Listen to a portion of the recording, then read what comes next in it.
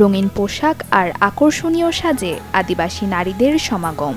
কারো হাতে গোলাপ, ঠোঁটের কোণে মুচকি হাসি নিয়ে চলছে তরুণ তরুণীদের কথোপকথন, হচ্ছে মোবাইল নাম্বার আদান প্রদানও।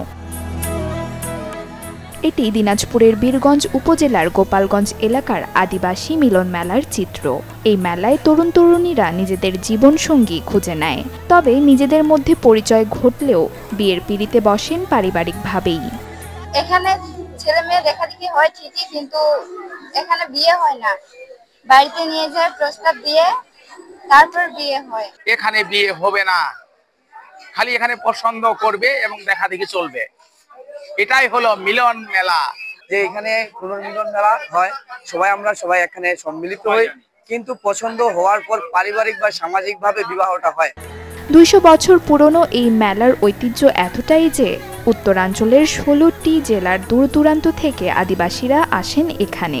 অন্য সম্প্রদায়ের মানুষেরও সমাগম থাকে চোখে পড়ার মতো। আদিবাসীদের একটা মিলন মেলা, তারা আসে, আত্মীয় স্বজন আসে, দেখা সাক্ষাৎ হয়, অনেক ভালো লাগে, সাক্ষাৎকার হয়। তো আসলে এইটাই আর কি, মূলত এটাই।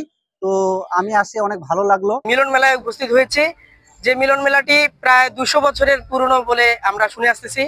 আমরা আজকে মেলায় দেখতে আসছি একটা কৌতূহল বশত।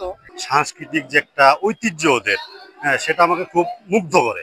তখন থেকেই আমি এখানে আসি, প্লাস টানা 4-5 বছর থেকে আমি আসতেছি এখানে। স্থানীয়দের মতে আদিবাসীদের সংস্কৃতি কৃষ্টির সাথে পরিচিতি বাড়িয়ে তা টিকিয়ে রাখতে এমন মেলার ভূমিকা গুরুত্বপূর্ণ।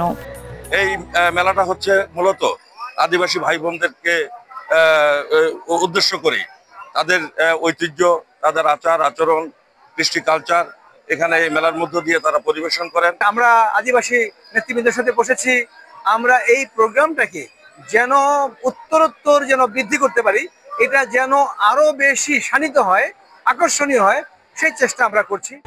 প্রতি বছর দুর্গাপূজার দশমীর পরদিন এই মেলার আয়োজন করা হয়।